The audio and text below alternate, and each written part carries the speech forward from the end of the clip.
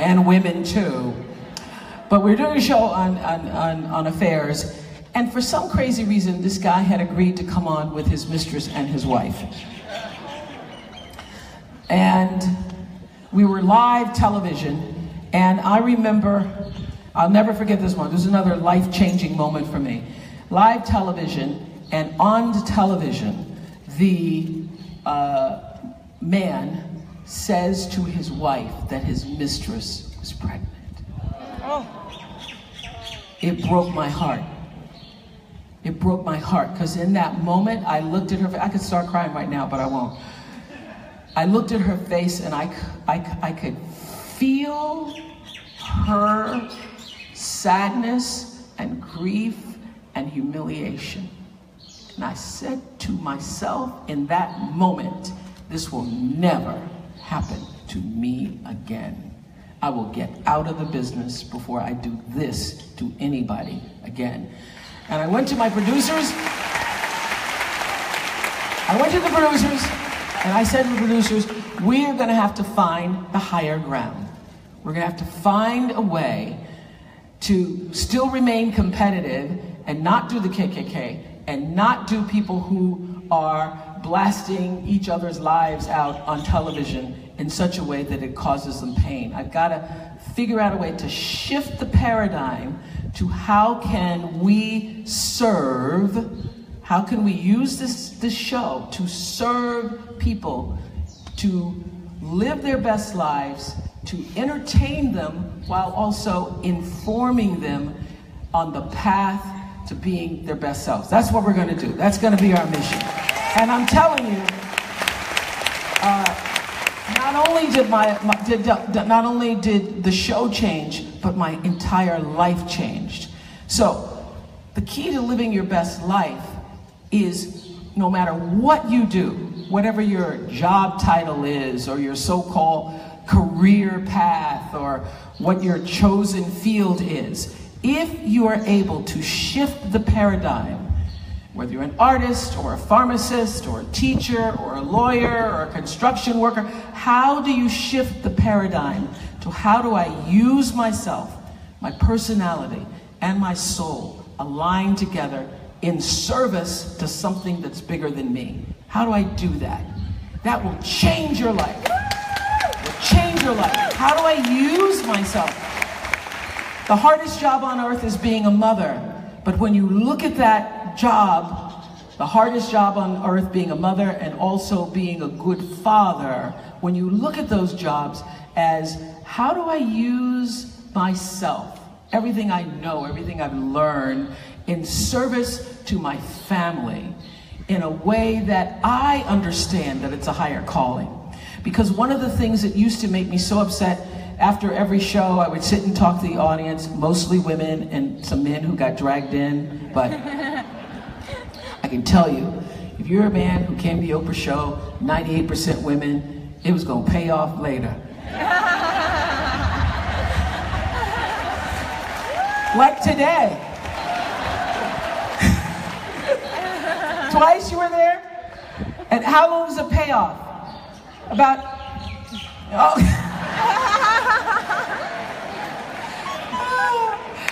I'd say it's worth at least 8 weeks of payoff, right? Because, and if you've been twice, oh my, you're still being carried by that. Because no matter what goes on, couldn't you say, hey, I went to the Oprah show. I sat in there with all those women. Yes.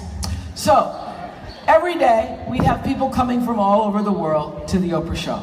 And one of the things that really changed what I had in terms of reaction with the audience, also aligning my personality with my soul. One day I had a doctor's appointment. I used to sign autographs all the time, and then one day I had a doctor's appointment and couldn't, and I decided, okay, what do I really want to do? I want to do what we're doing right now. Sit, have exchange with people, find out where you're from, what's going on in your life, what really matters to you. I just want to have conversations, not sign 300 autographs and never look up and ever see anybody's face. And one of the reasons why I know we were #1 for 25 years is because every day, sharing, talking to the audience talking back to me, all different parts of the country and the world. It was like a focus group. It was like a focus group. So much so that I felt like a surrogate viewer. But this is the thing that changed everything for me after the Ku Klux Klan and the embarrassing moment with the husband and the mistress. In Gary Zukauf's book, he talks about how the law of cause and effect is fueled by the law of intention. So the law of cause and effect, you all know, this is actually my religion. I live by this principle that what you put out into the world is what is coming back. And it's not just what you say, or how you or talking about people or gossiping or whatever. It's the energy with which you say it. So the energy that you're putting out into the world is the energy that's coming back to you all the time, whether you know it or not. Just like gravity, things go up, they gotta come down. What you put out is coming back. So when I realized that, I also realized the principle of how do you determine the outcome of your energy. Gary Zukauf says it's because it's intention, it's the thing that happens before you actually have the action.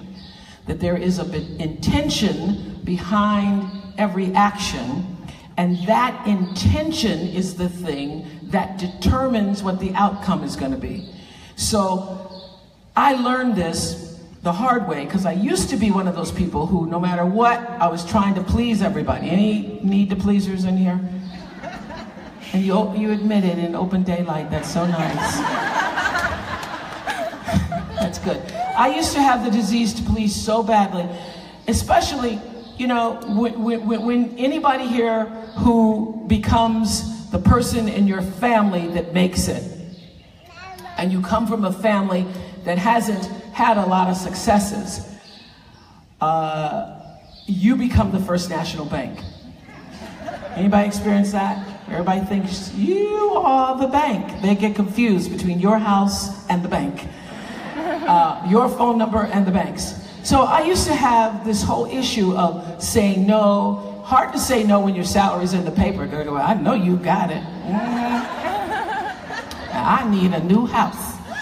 So the principle of intention actually changed the way I was able to not just interact with my family and friends and people who wanted me to do things for them all the time, but it changed the way I did my show. So after the Klan moment and the moment with the adultery moment, I said to the producers, do not bring ideas to me unless you are clear already about what your intention for the show is, because I've got to find my intention within your intention. Because I will no longer sit on a stage with anybody unless I am clear about what you want the outcome to be, and unless I can truthfully sit in the consciousness of that intention. And after I came up with that, it changed everything. So the first time I used this principle, there was a woman on my show who had just lost her 16-year-old daughter. And I went into the green room and I said, please tell me why you're here. What's your intention? And she said, what do you mean? I came here because your producers asked me to come. And I said, but what is the real reason you said yes? And she said, I said yes because my daughter was murdered by her 17-year-old boyfriend. And she was being battered for a year, and I didn't know it. But all anybody ever wants to talk about is the murder and the death. They don't realize that my daughter was a person. She was loved.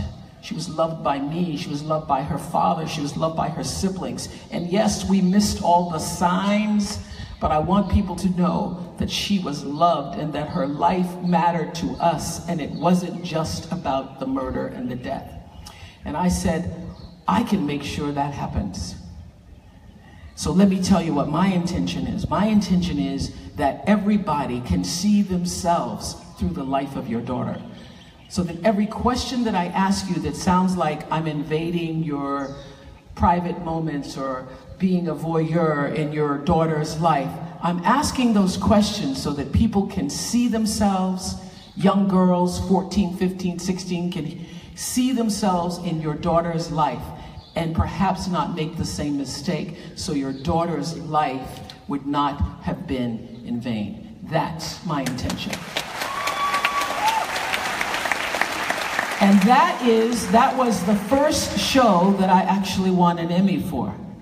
And I started that principle of tell me your intention, tell me your intention, tell me your intention, up until the very last shows. I don't do anything without thinking about what is the real reason, what is the motivation for me doing it, because the outcome is going to be determined by the energy of your motivation. So if you can't clear the space, if you do anything and you're doing it because you just want to please somebody, I could never understand. I would give money or give time or give energy, and then the people would come back. I said, why are they coming back? I just gave you money. It's because the energy of the motivation was to make people think I was nice. So one day I said to Simon, I can't understand why this happened, because I'm doing this, He said, why are you doing it? I said, so they'll know I'm nice. He goes, but you're not nice. I go, what are you talking about? I'm not nice. I am Oprah Winfrey on the Oprah Winfrey Show. You can ask anybody, they will tell you, I am nice. He goes, is that what you think you are? You think you're nice? I said, well, if I'm not nice, who's nice? He says, your friend Gail. Now, she's nice. Gail is nice. She is so nice. She can't get a cab or Uber without getting their numbers, knowing their children. We're having a barbecue, coming over. I mean, that's nice. So I admit, I'm not that. But I am kind. I'm kind. I'm not nice, but I'm kind, okay? Thank you. But what I realized, those of you, especially willing to admit that you're a people pleaser in daylight,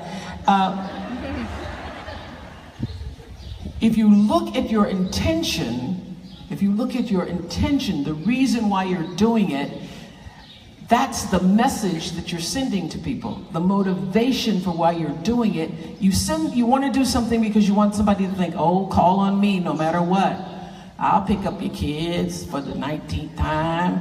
I'm the one you can bother no matter what time of night. You send that message and they keep coming back for the same message. So that's how I ended my disease to please, with the law of intention, and started to live my best life, putting it all together, using my personality to serve my soul, to be intentional, to only do what I really wanted to do and do that thing in truth. So when I started to say to the producers, only gonna do shows that I can find a thread. I don't have to believe all of it.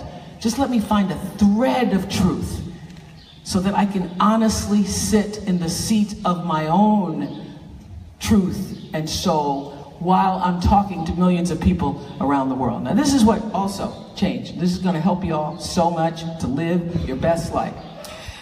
It did not matter in all the years of interviewing, and if I were to sit and interview somebody today, it would have happened again. I started to notice this thread because I pay attention. I'm not just on TV, I'm actually listening and paying attention. It's probably why in all the years I never have ever been to a therapist, because I had all my therapy in front of y'all. All my problems, there's nothing y'all don't know. But I started to notice that there was this thread that occurred with every person I was interviewing. And it didn't matter who it was. And as you know, if you watch the shows all these years, I've interviewed everybody. Victims of child abuse, the people who were the abusers. I've interviewed divorced parents, children of divorce, all of it. And at the end of all the interviews, I started to notice this when I was down in Texas in a prison interviewing someone who had killed their kids. And at the end of the interview, this person said to me, "Was that okay? Was that okay? You in prison, you want to know, was that okay?" And I started to hear that over and over and over again, no matter who I've interviewed. People running for presidents, politicians, stars, movie stars, musical stars, ordinary people, people who committed crimes, people who were victims of crime. At the end of every interview, somebody says some form of, "Was that all right? Was that okay? How was that? Was that good?" And I came to understand, I actually just listened for it. Like, okay, when you gonna say it? When you gonna say it? At the end, my first time interviewing Beyonce, at the end of her teaching me how to twerk, she hands me the microphone and says, "Was that okay?" You are Beyonce, honey. Of course it's okay. So this theme of, is it okay, is it okay? I came to understand everybody is looking for the same thing, regardless of what the circumstance. It's also true in your life, that every encounter, particularly every encounter that causes friction, that causes an argument with your wife, your friend, your children, your boss, everybody wants to know, did you hear me? That's what "was that okay" means. It's, did you hear me? Did you hear me? And did what I say mean anything to you? Did you hear me? Did you hear me? You're not fighting about whatever it looks like. And I knew this because Stedman's a big golfer and I'm a golf widow. I'm proud of it. I tried to in the beginning of our relationship, but I just couldn't follow a ball for 8 hours. I just can't make that kind of commitment to a ball. Just can't. There's just something in me won't do it. And one day he'd come home late, very late, on a day where I had decided I was going to prepare this special meal. Martha Stewart had been on, and Martha had showed us how to cook a goose. Now, you know, it's not hard to find a good goose. So I had gone to because you have to go to butcher to get a goose. You have to order goose. And so I had done this whole goose thing, and I was ready, and I'm like, I'm gonna make goose, and then you never know. You never know what might happen after that goose. And so he'd gone out early in the morning. Okay, the street lights come on, still no Stedman. I know you can't even see the ball out there. He's still out there. And comes home. He knows it's bad too. This is before cell phones were like, you know, he was the last human being to get a cell phone. So he comes home, hadn't made a phone call or anything, but walks in with a bag of vegetables he found at a stand somewhere. Talking about, "I brought you some tomatoes." Gonna take more than tomatoes, brother. Yep, gonna need more than some tomatoes today. And you know that thing where you've been waiting for 10, 15 minutes, and it's okay, right? You say, okay, just a little late, and then 20 minutes pass, 30 minutes pass. Now you get into an hour, you got a real attitude. And because I'm Oprah doing the Oprah show, I realized, I checked myself, I checked the ego and said, what is this really all about? This is about me not being validated for that damn goose. Because I spent all day going through the trouble of finding the goose, cooking the goose, gonna make it a special evening, and now you're not gonna acknowledge that I did that. And I said to him, look, I don't have to cook. I did this out of love for you, and I feel like you not even calling me or letting me know that you're late. And he said, to his credit, this isn't the kind of man I want to be. All right then, come correct. This is the kind of man want to be, and this will never happen again. And it has not. But I recognize in my own self this need to be validated, this need I know that it's not about the goose, it's not even about the golf, it's about, and how many people here have cooked the meal? When you cook the meal and you get that meal on the table, you want people to get themselves in there and eat it while it's hot because you have worked all day to get it on the table. So people show up and give us some respect. Finally, the thing that's changed my life the most, enhanced my ability to live in the space of being all that I am, the truest expression. And I would have to say, if you want to change just your own frequency, your own vibration, your own energy, it's gratitude. It's gratitude. So I started, gratitude is my religion. Gratitude is my religion. I practice gratitude as a spiritual practice. And I have been doing this now for over 20 years. I have a journals filled with gratitude moments where every day, as a part of my spiritual practice, I don't just think about what I'm grateful for, I actually write down 5 things. And some days so good, Maui days is like 13, 15, 17, 20. Because you just wake up and it's like, woo, look at this.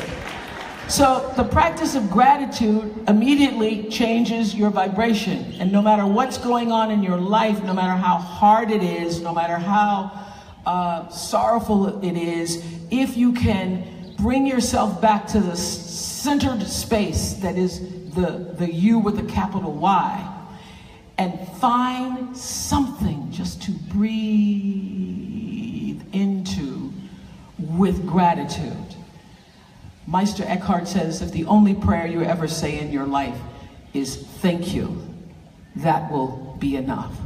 So this practicing of literally writing down what in the day has brought you pleasure, what has brought you joy, what has been a moment that caused you to stop and think about your life differently, enhances the overall health and well-being of you. The capital Y-U and the little u. And I leave you with this because, you know, every time I get introduced, you know, there's all these things that you've done. Listen, it's been 30 years since I was nominated for an Academy Award. People still use that in introduction. And that's a nice thing. It's a nice thing to have, you know, accomplishments and awards and to have people think well of you. But here's the thing that nobody ever says that I wish they would. She is content. She is content. I live a rewarded and content life and have been doing so for a very long time now. There was a time when I was in the race to have more, do more, be more, and I know you say, well, Oprah, you got everything. But I know so many people who are in that race to have more, be more, do more. Thank you so much. Have more, be more, do more, and you are never content. You could never just be happy, satisfied, at peace. Let it be well with your soul, your accomplishments. Be able to sit in the presence of what you have, be grateful for it, and content for it. So the sense of contentment that I feel is what I believe has allowed me along the path to creating success in every stage and phase of my life, has allowed me to live with such a depth of fullness, because along the way, wherever I was, I accomplished this. You are openly, fully grateful and aware, and live in the space of contentment for where you are. And even if it, especially if it isn't where you really want to be right now, the way to bless it and create more abundance in your life is to be grateful for it and for the opportunities that's going to show up because of it. A sense of contentment. So I leave you with these words from Derek Walcott in Love After Love. You can Google the poem. He says, the time will come when with elation you will greet yourself arriving at your own door. You will greet yourself arriving at your own door in your own mirror. And each will smile at the other's welcome and say, sit here, eat, give wine, give bread, give back your heart to itself, to the one you have ignored all your life, who knew you by heart. Take down all the old love letters from the bookshelf, holding on to the past, all the old photographs, the desperate notes. Peel your own image from the mirror. Sit and feast on your life. Thank you, Maui.